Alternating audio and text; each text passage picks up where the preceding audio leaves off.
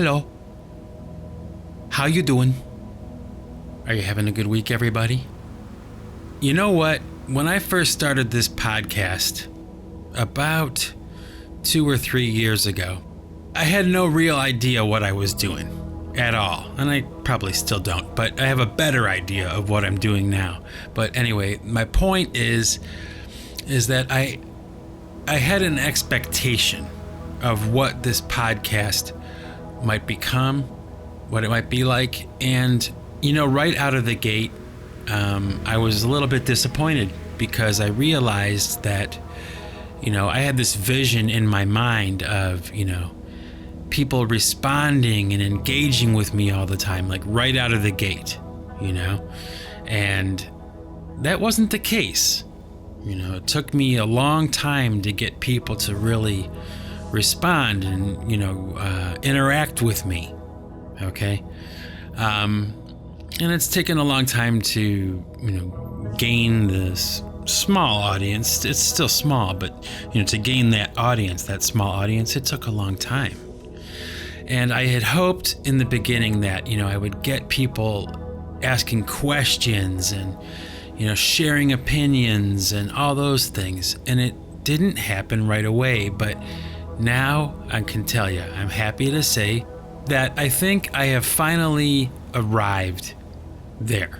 Okay, where I had hoped to be when I first started about 2 or 3 years ago, I've finally arrived there now.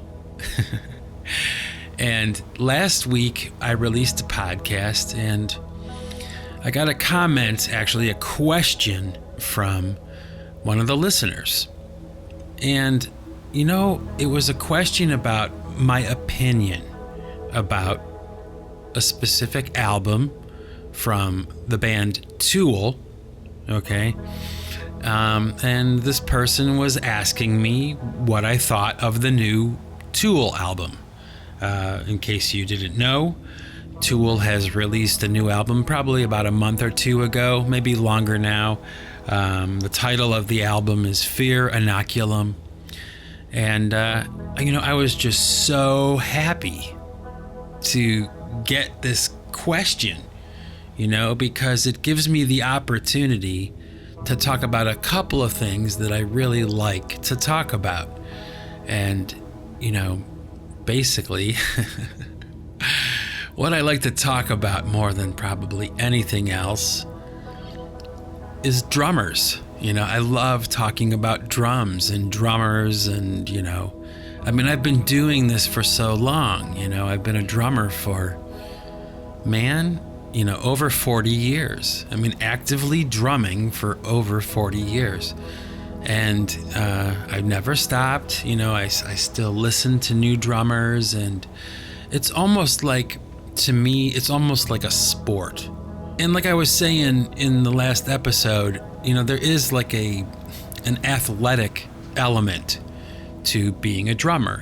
This is a very physical instrument. There's a lot of physicality, and you're using your body, et cetera, et cetera. And people don't really understand that aspect of it, that there's a certain amount of endurance you need to have and all those kinds of things. And I just love that stuff, the mechanics and the details and getting into the minutia of being a drummer.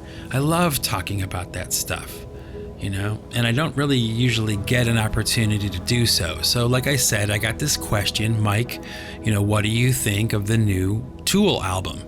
And okay, so I'm going to answer that question today in this episode. All right, I'm going to take some time to sit down and talk to you about the new Tool album, my opinion. Well, I would say that I did listen to the entire album, not all the way through. Okay, I did kind of skim. It was maybe a month and a half ago, maybe a little bit longer now, right when it came out. And of course, like everyone else, I was very curious to hear what Tool had come up with on their 6th album, Fear Inoculum. And I suppose I should premise this whole episode of the Singularity Podcast talking about Tool's new album by kind of talking a little bit about when I first heard about Tool. I've been listening to them for quite some time.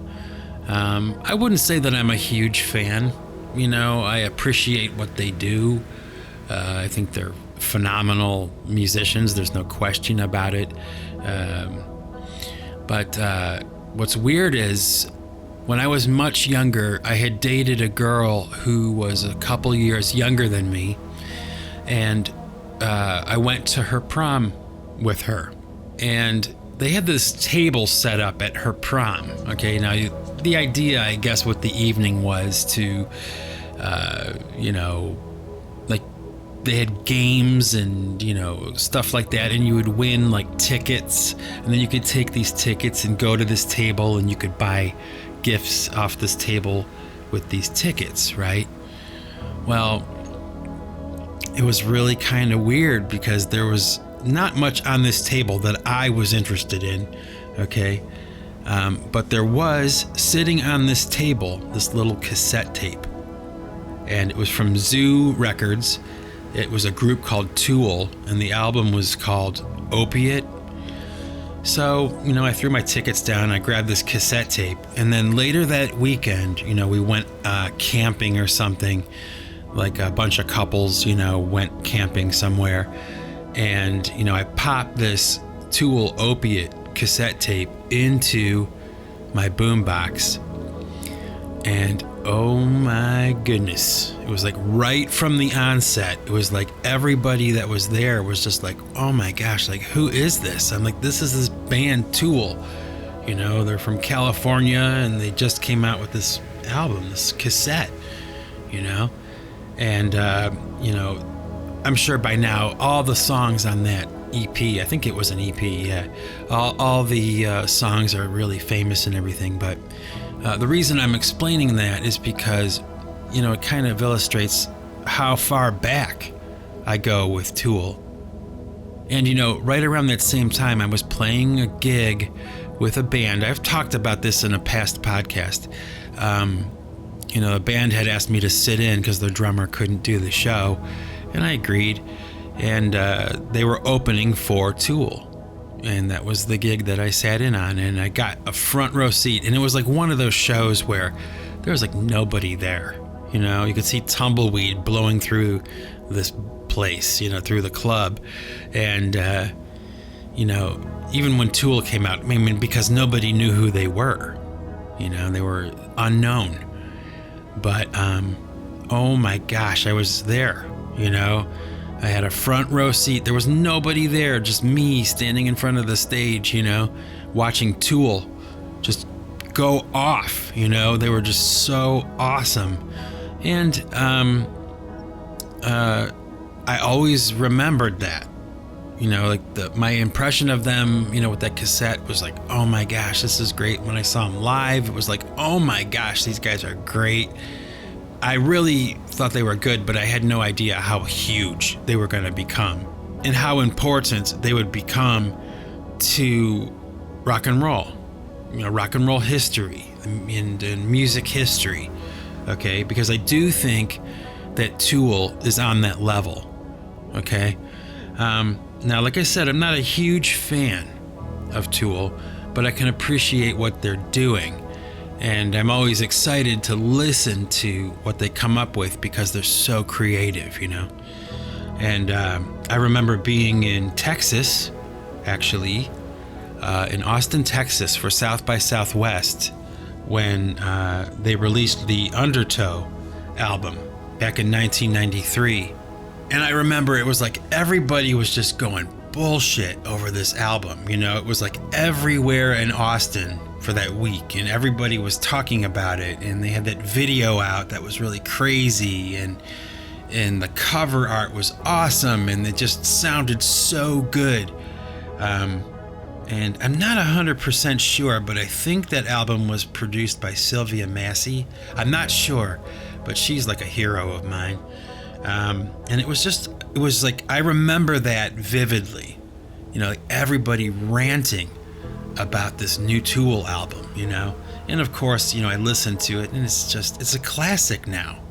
But I kind of, at that time, like right after that time, I kind of tuned out a little bit. I wasn't like a huge fan. I could appreciate their sound and everything, but I was into other kinds of music, and so years later, Anima comes out like in 1995 or 96, and then Lateralist came out in 2000 or 2001, and I remember people kind of telling me about that one. That's when I kind of listened again to Tool and got into them a little bit, and actually it was interesting because my wife was taking a statistics course and in college, and they were studying the Fibonacci sequence, and Tool, Lateralist, came up because I believe, if I remember correctly, that album was based on the Fibonacci sequence. I think that's right. And it's when I got into the artwork of Alex Gray, because of Tool, really. I mean, come on, let's face it. And, that's a game changer. That guy's artwork is just crazy good, And I wasn't on board for 10,000 Days. Not that I didn't like it or anything, but it came and went, and I didn't even know. I was busy, doing other stuff. But just this past summer, Fear Inoculum comes out. And I guess for a long period of time, the album was postponed, like the release of the album was postponed from what I remember. And they finally, were able to get past the hurdles they had and release this album. So now into what I think about this album. And I gotta tell you, I was satisfied, with how good it was and the production and everything. And, it's Tool, they're great. They are still great. There is no question about that. They're very creative, and they have their own thing going on. They really kind of took the mantle of progressive rock, and there's other bands that would make the same claim, like Dream Theater, and there's so many, but if you ask me, King Crimson used to hold that title, and Tool came and just kind of snatched it right out of their hands. And I think that they are, probably, as far as prog rock is concerned, man, they're like the Beatles of prog rock. I mean, nobody does it like Tool. Now, having said that, when I was listening to this new album, I gotta say there were some elements to this album that were disappointing to me. Now, it's so hard to explain this, but okay, I'll try. There are two basic schools of drummers in the world, okay? And those two groups can break down into, millions of subsidiaries, but basically you have two schools of thought when it comes to this instrument of rock drums, playing rock and roll drums. And there's the guys who think that heavy and intense drumming is more of a logical, cerebral thing. Okay, they equate complicated time signatures with power and energy. Okay, and I get that. I've known a lot of drummers that are that way. Okay, but I am not that way. Now, there's another school of thought when it comes to this instrument of drums, and that school of thought is more like the AC/DC kind of drumming, okay, where heaviness and intensity comes from hitting those damn things as hard as you can, and the drummers who are more logical and more into complicated time signatures and stuff like that, they tend to be more jazz-oriented drummers. They play from the elbows down, a lot of the wrists. If you watch Danny Carey drum, you'll see that he doesn't really move his arms a lot. He's doing a lot of movement from the elbow down. Everything is from the hip. He's shooting from the hip, kind of like. But then when you watch somebody like, let's say, Lars Ulrich, he's using his shoulders. He's using his back and his shoulders and like everything from the elbow up to hit hard.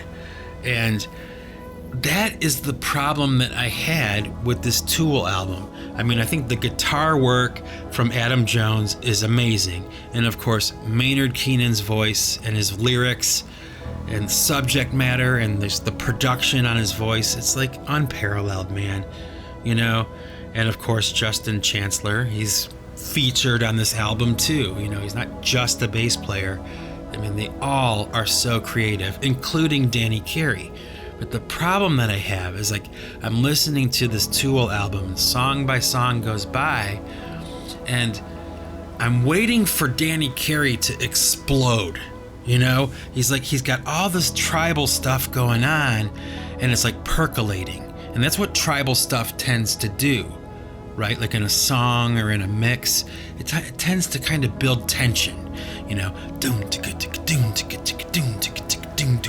Like you're building up to something, and you're waiting for that moment when it just releases. And Danny Carey just will start slamming, a straight beat, man, just cracking thud drums, just like killing them. Because this dude, Danny Carey from Tool, is huge. His arms are huge. All the drummers that play heavy music really well, their arms are really strong. It's part of the territory. And you just look at this guy, it's like, okay, let's see him put a stick through a drum head. He's like just killing these things, but it doesn't happen. And that's the problem I had with this Tool album, is like, please, just for at least 8 bars, just play a straight beat, but that's not what happens. It's like, it was so disappointing in that sense.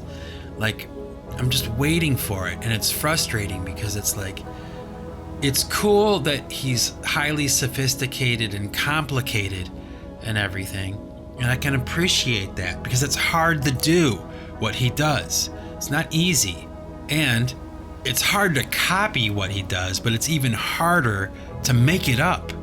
Let's not forget that prior to Danny Carey sitting down and recording this music and these drum parts, he had to come up with it. There was nothing, and he had to come up with something, and this is what he came up with, and it's really good. At this point, I would say it's safe to say that, when you buy a ticket for a Tool concert, it's kind of the Danny Carey show. It's really kind of what it's about now. Yeah, all the guys in the band have their place and everything, but it's so obvious now when you watch like concert footage of Tool, and even when you listen to their albums, that this is really the Danny Carey show. Like, if you ask me, it's all about the drums, and everything else is kind of secondary to, what Danny Carey is laying down. He is the star of the show, and rightfully so. This guy is a machine. He's incredible. But,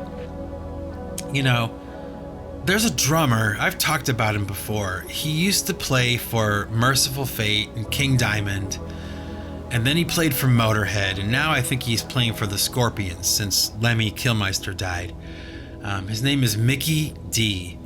And if you ask me, okay, at least from my school of thought, my position, okay, he's probably the greatest living rock drummer that I can think of. And I know that's all subjective, but the reason that I do like him so much is because he has so much power in his playing and intensity.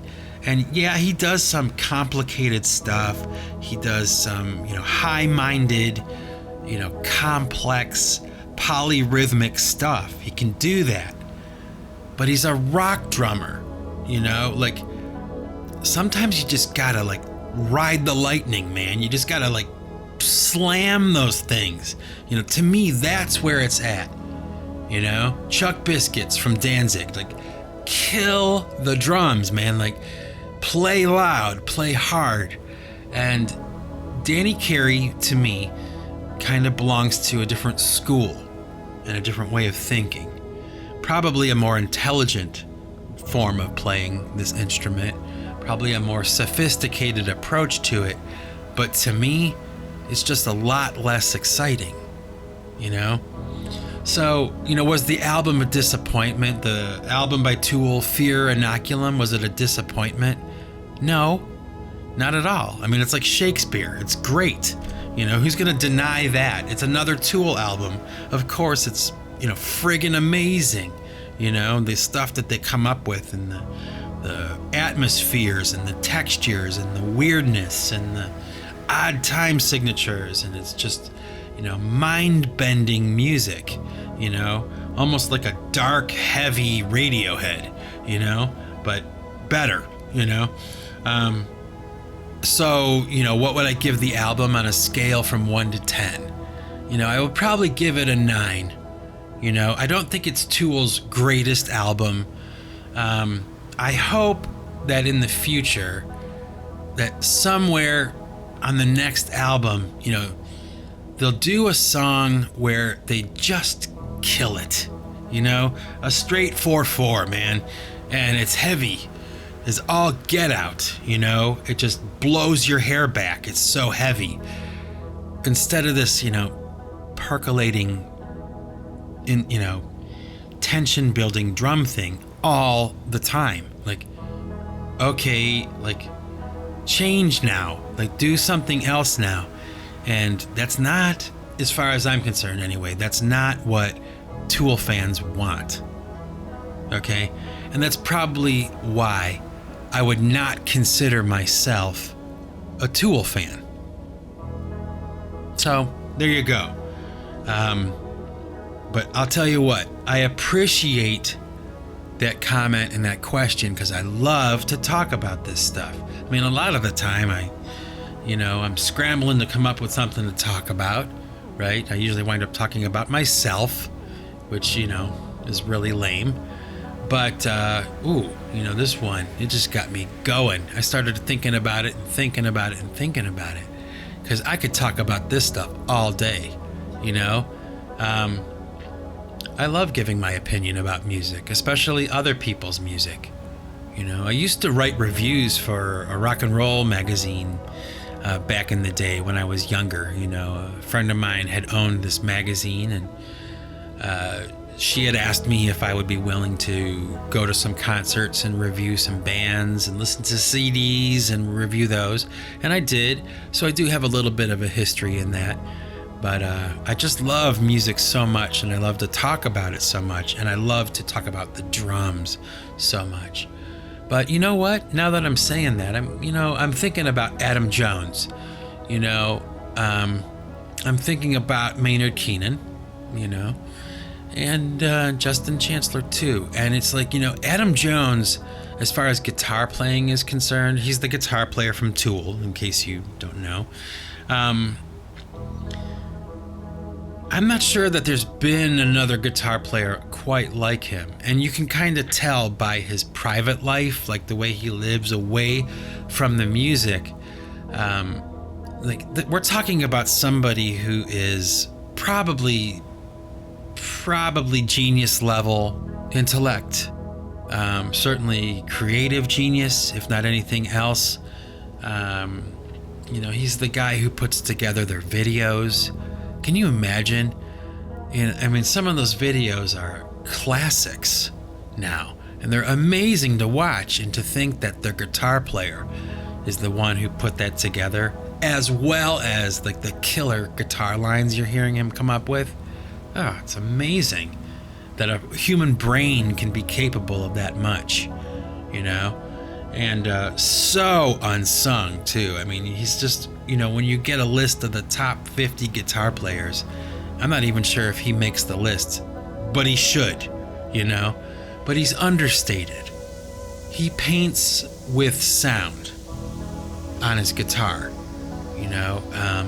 And I never get tired of listening to that because it's so difficult to be a guitar player like Adam Jones. All right. And, Justin Chancellor, I think over the years that he's been in the band, he wasn't the original bass player, in case you didn't know.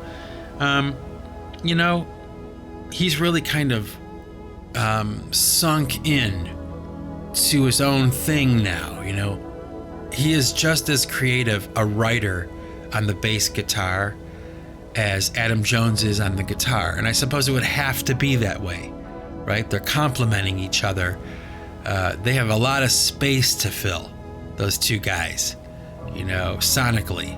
And they do it like unlike anyone else does, And then, of course, there's Maynard Keenan. And, man, I'll tell you what, okay?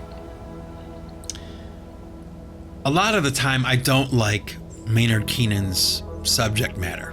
I don't like it because it's so negative all the time, which is okay. It's heavy music. It's supposed to be dark and heavy, But what he does with his voice and the ideas and the lyrics and, his approach to the microphone and to lyric writing and, production on his voice, I think personally it just keeps getting better and better. I don't think that Maynard Keenan has ever taken a step backwards with what he's doing with his voice on Tool records. I mean, I think each album is a clinic, really, on how to approach progressive music vocally. Actually, you know what?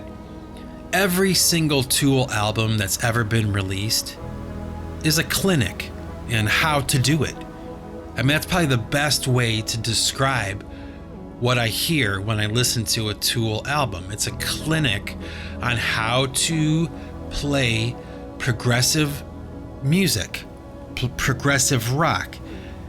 That's why I was saying before that I really do feel, and I know a lot of people disagree, okay, but I really do feel that Tool kind of came and snatched that mantle right away from King Crimson, because for decades, King Crimson, even still, there are people who argue that King Crimson is the greatest progressive rock group on the planet, probably the greatest that will ever be, okay?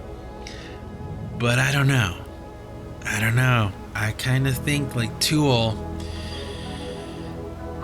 certainly from a commercial success standpoint, they've surpassed King Crimson, I think. And they're the heir apparent to the crown. If I think they've taken it already, but if you don't agree, I think they're at least the runner-up. And what's interesting too is that Tool, from my best estimation, belongs to a class of rock groups. Let's see, that's very small. So it would be like Tool, Genesis, King Crimson, Pink Floyd. The audience for those groups is so loyal and so rabid, It goes beyond just commercial success. It's more like a loyalties thing, a way of life. Like, actually, what's funny is a while ago, I was listening to a song by Genesis on YouTube, and I had made a comment because it was a song that Phil Collins had sung, and I'm a pretty big Peter Gabriel fan. I'm a pretty big Peter Gabriel fan, but I think that a lot of the time Phil Collins kind of got dissed, and it wasn't always justified. I mean, in the early days of Genesis, when Phil Collins took over the vocals, some of what they were laying down was really great, and his voice was great.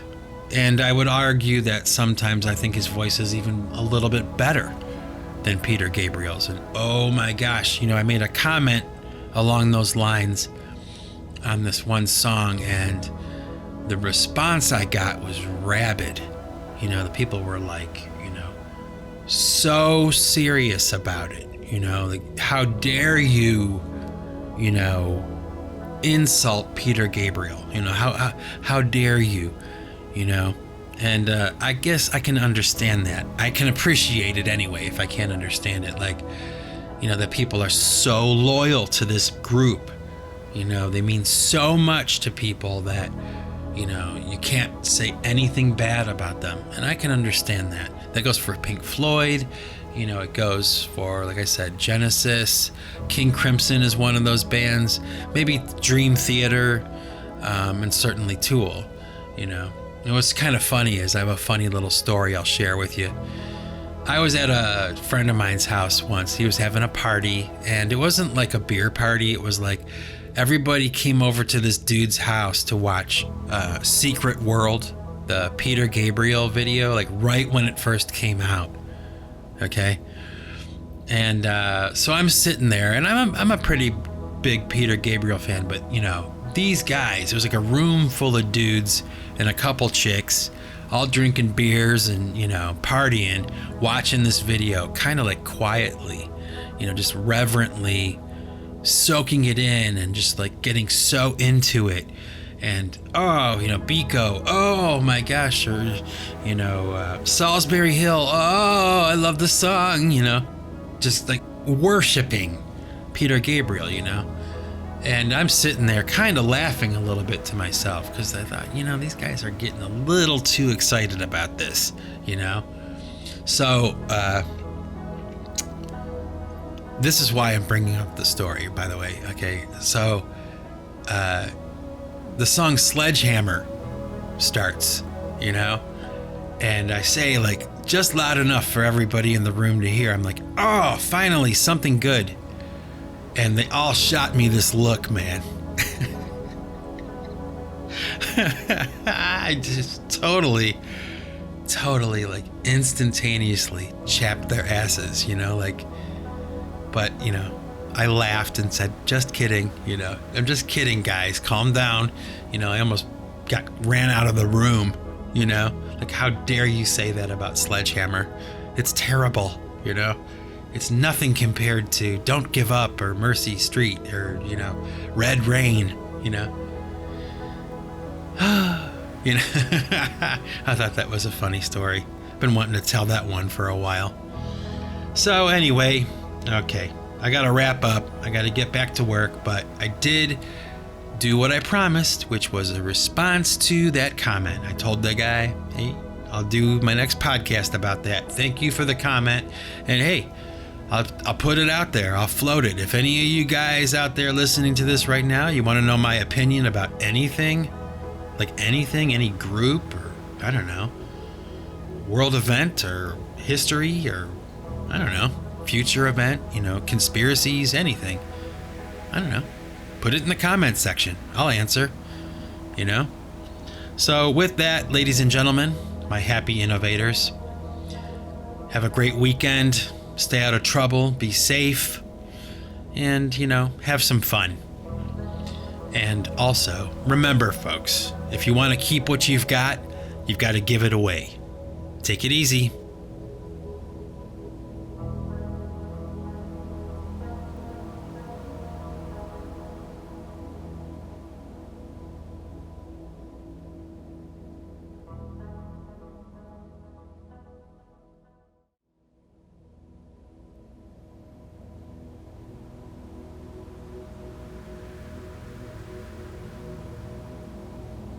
Okay, hombres, all you happy innovators that decided to stick around until after the podcast had ended.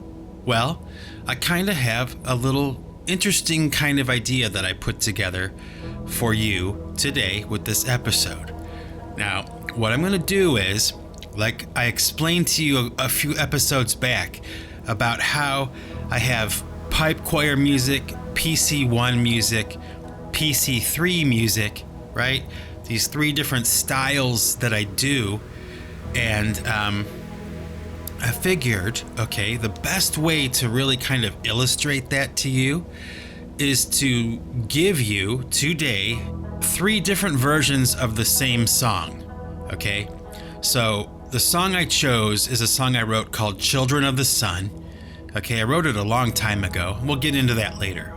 But what you're going to hear today first is the PC1 version of Children of the Sun, which is more acoustic based. It's a little more subdued. Then you're going to hear the pipe choir version of Children of the Sun, which is a little more rockin', a little more aggressive, okay? And then you're going to hear the PC3 version of Children of the Sun. 3 different versions of the same song. So without further ado, here is the PC1 version of Children of the Sun.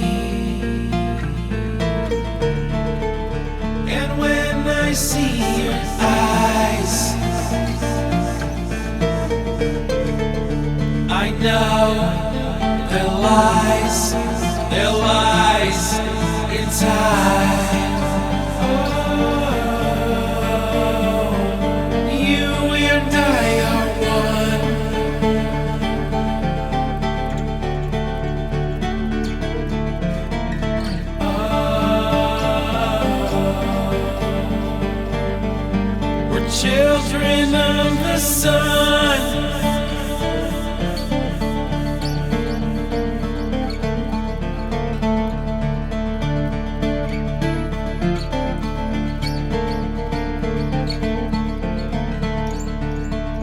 If I'm walking on the beach or drifting on the sea, you're washing over me. When I find you to believe in me. Oh, you and I are one.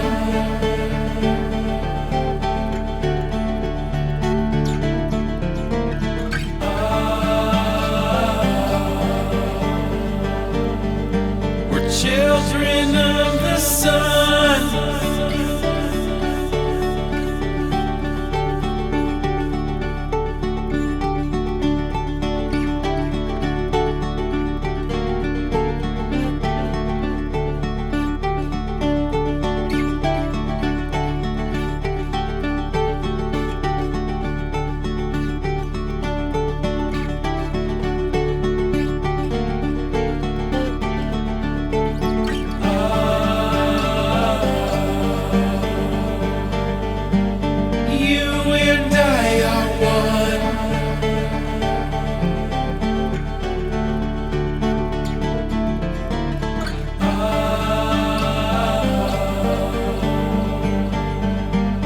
Children of the sun.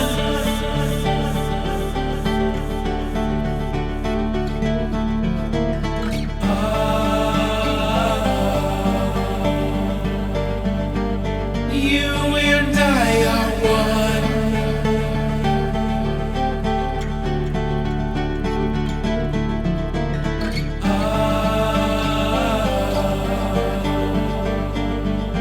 We're children of the sun.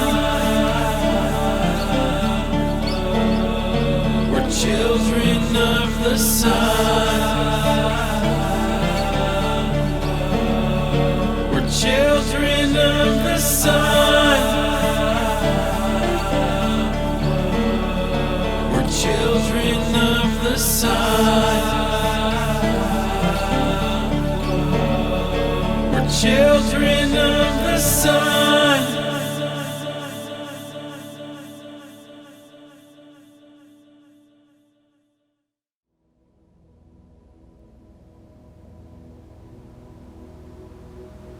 So there you go. That's the PC1 version of Children of the Sun. And you know what? I really liked that version of the song. And I knew while I was putting it together and everything, I knew that it was going to be pretty good. I can usually tell, pretty early on if an idea is really going to be good. And I felt that one was really strong. And apparently, a lot of my fans did too, because it does pretty well. It did pretty well for me. So now what you're going to hear is the pipe choir version of Children of the Sun. Now this version of the song is like the original idea. This is how I intended the song originally to be heard. Like this is how I wrote it, okay? With drums and full instrumentation. So without further ado, here is the pipe choir version of Children of the Sun. Same song that you heard just a few minutes ago, but just a different version. So here we go.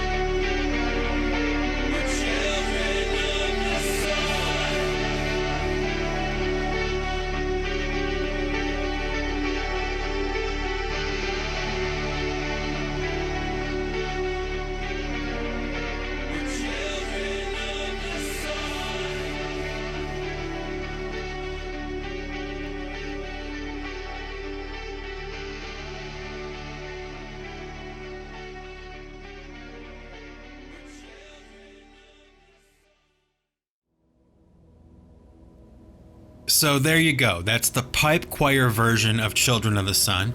I hope that you liked it, because you know what? I liked it a lot too. I liked it when I wrote it, and I wrote it probably back in like 2004, maybe earlier than that. No, but I would say about 2004. And it kind of went through, that song in particular went through several different kind of variations in the writing process. I wound up re-recording it several times over the years, just trying to improve it a little bit or whatever. And then with the Pipe Choir Escons project, I decided that I would, finally officially release Children of the Sun as a finished song. So that's what you just heard. So what you're going to hear now is the reinterpretation of Children of the Sun under the name PC3. And basically what PC3 is really is just taking, shorter pieces of music and extending them, arranging them differently, kind of reinterpreting them, stretching the song out into a longer form, which I refer to as honest wave music, music that's 15 minutes long or more. And, basically what I do that for is, well, one, there's a lot of people who apparently like long form, long playing songs, whether it's to meditate to or to exercise to. They do yoga to it, or they put it in their videos on YouTube as background music. And that's really kind of like my bread and butter, really, So, without further ado, here is the PC3 version of Children of the Sun. A little more orchestral. I wanted to go for something like that, with timpani and pizzicato strings and, not necessarily bombast, but very dramatic and theatrical, cinematic kind of sound. And I was pretty happy with the way that it came out. So again, without further ado, here is the PC3 version of Children of the Sun.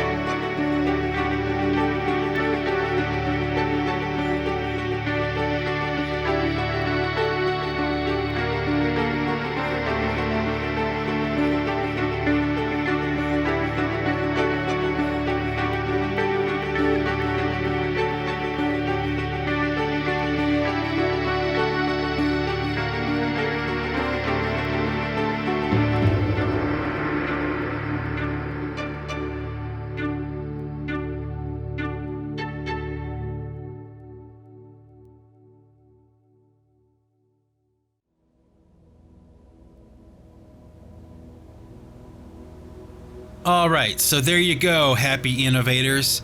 A perfect way of illustrating the difference between PC1, pipe choir, and PC3, right? It should be abundantly clear. I hope that you enjoyed this little excursion we had today. And, I don't know, maybe somewhere down the line I'll do something a little bit similar to this.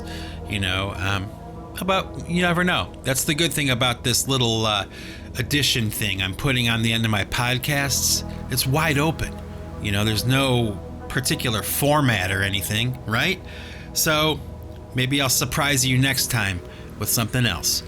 But until then, ladies and gentlemen, my happy innovators, remember that if you want to keep what you've got to give it away. Take it easy.